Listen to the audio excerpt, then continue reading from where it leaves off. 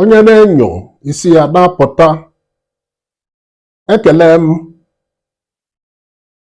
n'ime mbido izu ụka nke anọ ọnwa anọ afọ 2026. Prọfesọ Charles Chukwuma Soludo na-achị Anambra steeti kpọkọrọ ndị Igbo ọzọ ka ha kwado President Bola Tinubu maka ịchị ala anyị nke ugboro abụọ site na nhọpụta ọnwa mbụ afọ 2027. Iwu ọchịchị ala anyị nyere nwa Naịjirịa ọbụla tozuru etozu ohere ịkwado onye ndọrọ ndọrọ ọchịchị ọbụla masịrị ya maka ịzọ ọkwa. Ọ bụghịzi mgbe a na-enukọrọ jee tụnyere Okeke maọbụ Okafọ maka na onye dị otu a kwuru tụnyere ya. Otu Prọfesọ Soludo si kọwaa n'oge ọ kpọrọ ya bụ oku na akwụkwọ vootu nhọpụta ọbụla atụnyere Peter Obi bụ ihe lara n'iyi, mere ka njụba ka o nwenugokwa ihe gbasatara Peter Obi na-amasị Prọfesọ Soludo. N'oge ịkatọ otu ọrụ mmepe Peter Obi lụrụ, ụsa Peter Obi gere bụ na ya lụrụ ya ka onye mgbere ahịa treda, wee sị anya lụzianụ nke ya ka ọka mmụta prọfesọ n'ilebata anya ka Prọfesọ Soludo na ọlụ si jee rute n'ime oge a. Ọ kpala ike n'ọlụ okporo ụzọ tụmadụ ndị nke sambe ya awara awara ma ndị nwere ọkụ maka ije abalị, kpaa ike n'ịlụ akwa mmiri nakwazi n'ụzọ ngabiga ibie flyover, ma n'ịlụ ụlọ na ogige dị iche iche, ma ndị nke ezumezu, nzukọ, ngwụsa ahụ, nlegharị anya, oriri na ọṅụṅụ nakwa egwuregwu,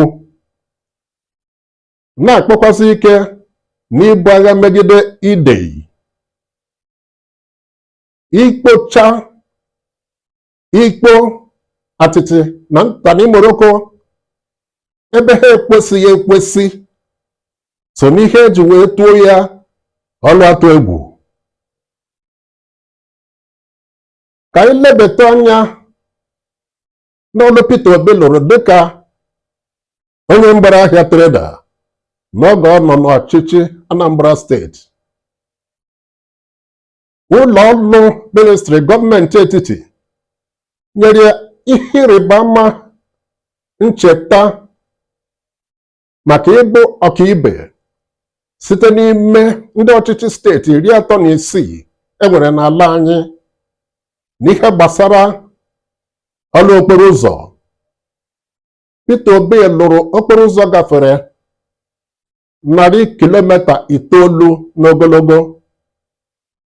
Otu jikọrọ ndị ọrụ ọba akwụkwọ n'ala anyị nyere Peter Obi ihe ịrịba ama ncheta maka ịlụ ọba akwụkwọ ejiamatụ Kenneth Dike Library,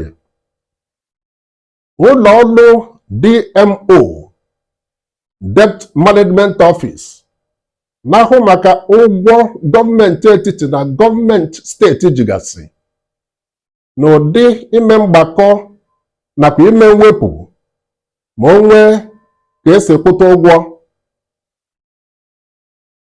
Hụrụ Peter Obi ka otu ugo maka na Anambra steeti n'oge ọ na-achị kasị bụrụ opekata mpe n'ime steeti ala anyị niile n'iji ụgwọ. N'otu aka ka ụlọ ọgbakọ ọkaka ala anyị bụ Senate si too Peter Obi maka otu o si mee ka Anambra steeti bụrụ soro gede n'ihe gbasatara akụ na ụba tụmadụ iji ego wee gboore ndị obodo mkpa. Ụlọ ọrụ a na-ekpepụrụ na mba ụwa niile bụ Gates and Melinda Foundation jiri $100 wee na Peter Obi aka ọlụ maka ịbụ ọkaibe n'ime ndị ọchịchị steeti ise mpaghara South East ala anyị n'ihe gbasara ịgba ọgwụ mgbochi ọrịa. Kedu maka akatamkpo ụlọ ọrụ na-emepụta mmanya n'Ọnịcha Peter Obi lụrụ nyelere ndị gafere 3,000 n'ọnụọgụ ọrụ bụ nke na-enyewanye gọọmenti Anambra steeti akụ na ụba n'ụdị bụ otu n'ime isi sekpụ ntị n'ụwa tata. Kedu maka agalaba otu ụwa bụ UNDP na-ahụ maka ọrụ mmepe na mba ụwa dị iche iche nabatakwara Peter Obi ma nye ihe ịrịba ama ncheta maka otu o si bụrụ otu ugo n'ala anyị n'ihe gbasatara mmepe ime obodo. Ọkwa Peter Obi were ọchịchị na Anambra steeti oge Anambra na-agba steeti nke 27 na nlele akwụkwọ NECO na WAEC n'ala anyị niile. Peter Obi wee site n'udo nkwado o nyere mmụta mee ka Anambra steeti gbaa onye nke mbụ n'ime steeti 36 e nwere na Naịjirịa na ya bụ nlele akwụkwọ WAEC na NECO afọ 3 zuru oke n'ụdị ọtụrụ onye na ibie. A ga-ekwube maka ụlọ ọrụ mgbasa ozi maka na Silverbird Television nyekwara ihe ịrịba ama bụ ihe ncheta. Akwụkwọ akụkọ gụnyere The Sun, This Day ma Business Hallmark nyegesikwara ya ihe ndasi obi.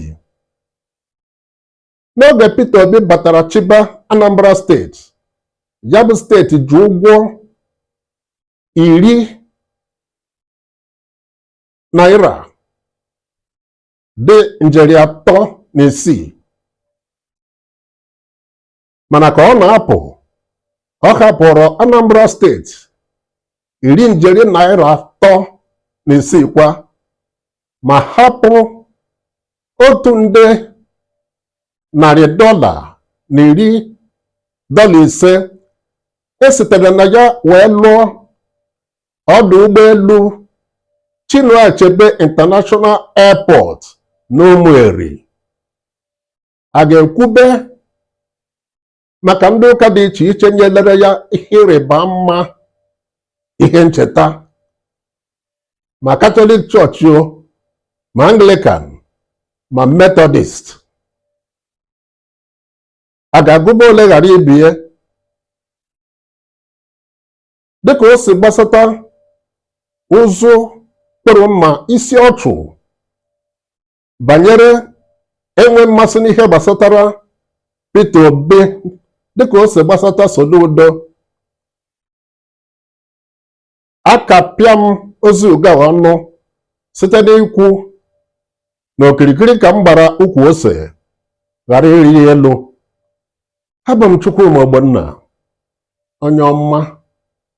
Kedu ka ozi ụga si masị ma ọ ka o si masị, biko mee ka amata na ohere like maọbụ comment ma zigara ya ndị ọzọ.